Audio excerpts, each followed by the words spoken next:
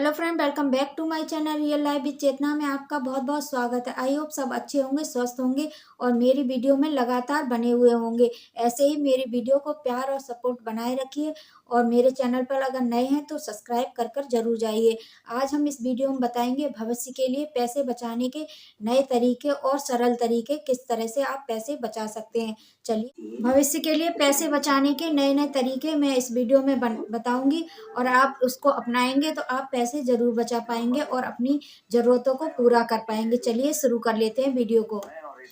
पैसे बचाने का सबसे अच्छा तरीका है एक योजना बनाने। ये कदम आपको एक योजना बनाने में मदद कर सकता है। कभी कभी बचत करना सबसे मुश्किल काम होता है, बस शुरुआत करना। बजट बनाने और पैसे बचाने के तरीके पर यह आपको सुझाव दे सकता है और आपकी रणनीति विकसित करने में मदद कर सकता है जो आपकी ज़रूरतों को पूरा करती है। पैसे कैसे बचाना शुरू करें? खर्च पर नज़र रखने से शुरुआत करें।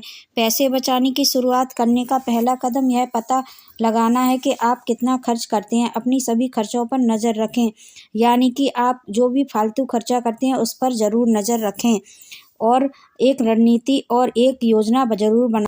जैसे घर का सामान और नकद, साथ ही नियमित मासिक बिल। अपने खर्चों को रिकॉर्ड करें जो आपके लिए सबसे आसान हो।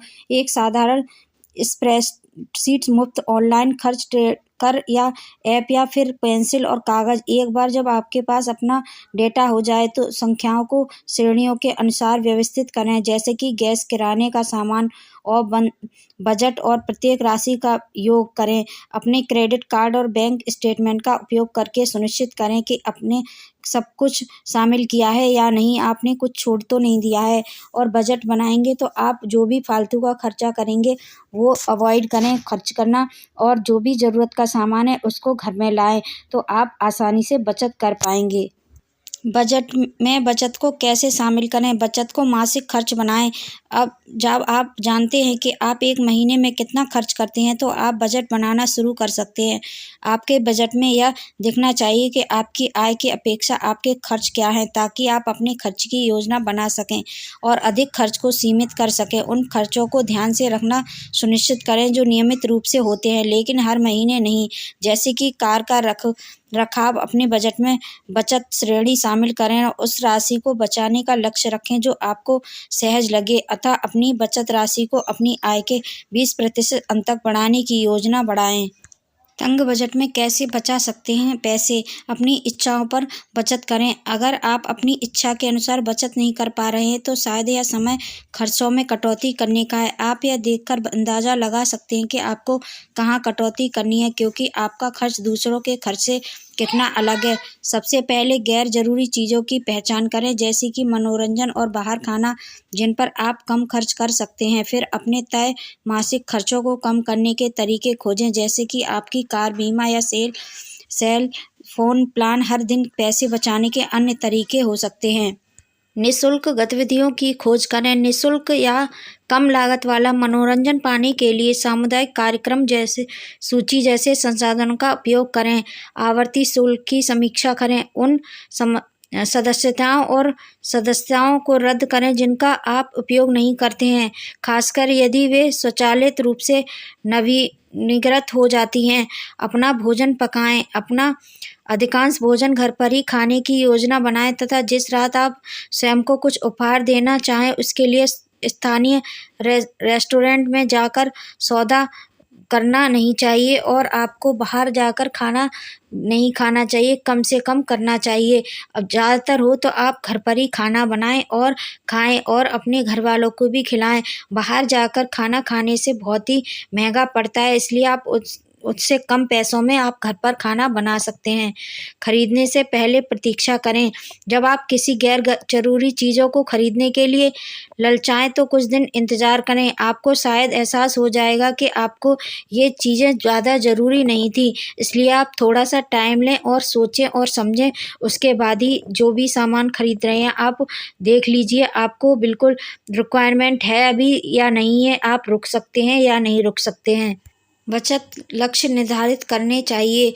बचत को सार्थक बनाने के लिए लक्ष्यों का उपयोग करें। विशिष्ट लक्ष्यों की ओर काम करना पैसे बचाने के सबसे प्रभावी तरीकों में से एक हो सकता है, क्योंकि इससे पुरस्कार या उपलब्धि सामने आती है। इस बारे में सोचना शुरू करें कि आप किस चीज़ के लिए बचत करना चाहते हैं। दोनों बचत की राशि को एक इकट्ठा कर सकते हैं और आप अलग रख सकते हैं। आप ये देख लीजिए आपको किस लिए बचत करनी है, घर खरीदना है या कोई और घर का सामान खरीदना है, क्या लेना है, उसके हिसाब से आप बचत कर सकते हैं। 1 से 3 और दीर्घ अवधि 4 या इससे ज़्यादा साल के लिए। फिर अनुमान लगाएँ कि आपको कितने पैसे की ज़रूरत होगी और इसे बचाने में आपको कितना समय लग सकता है।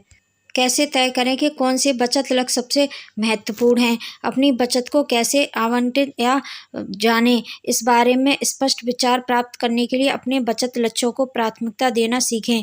आपके व्यय और आय के बाद आपके लक्ष्यों का इस बात पर सबसे अधिक प्रभाव पड़ने की संभावना है कि आप अपनी बचत को कैसे करते हैं। उदाहरण के लिए, बजट बनाने का एक सामान्य प्रश्न यह है कि क्या कर चुकाना है, बचत करनी है या निवेश करना है। या इंटरैक्टिव टूल आपको निर्णय लेने में मदद कर सकता है। या मान लीजिए कि आपको पता है कि आपको निकट भविष्य में अपनी कार बदलनी पड़ेगी। आप अभी से नई गाड़ी के लिए पैसे जमा करना शुरू कर सकते हैं। बस लंबी अवधि के लक्ष्यों को भी शामिल करना सुनिश्चित करें। यह महत्वपूर्ण है कि सेवानिवृत्ति के योजना छोटी अवधि की ज़रूरतों के लिए पीछे न छूट जाएँ।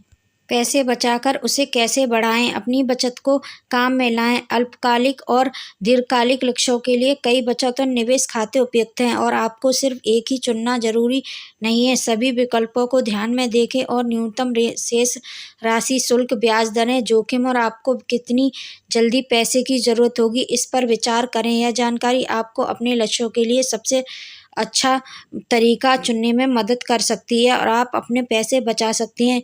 देखिए, आप एक जॉइंट अकाउंट या आप एक सेविंग अकाउंट भी खुला लीजिए, उसमें पैसे जमा करिए, अपने पास पैसे ना रखें। आई होप आपको ये वीडियो पसंद आई होगी। पसंद आई तो लाइक, शेयर एंड सब्सक्राइब जरूर करें। बेल आइकन को भी प्रेस कर दें, जिससे कि मेरी वीडियो आपके पास सबसे पहले पहुंच जाए। मेरे चैनल रियल लाइफ विद चेतना को ऐसे ही प्यार और सपोर्ट बनाए रखिए। तब तक के लिए bye bye. Thank you for watching the video.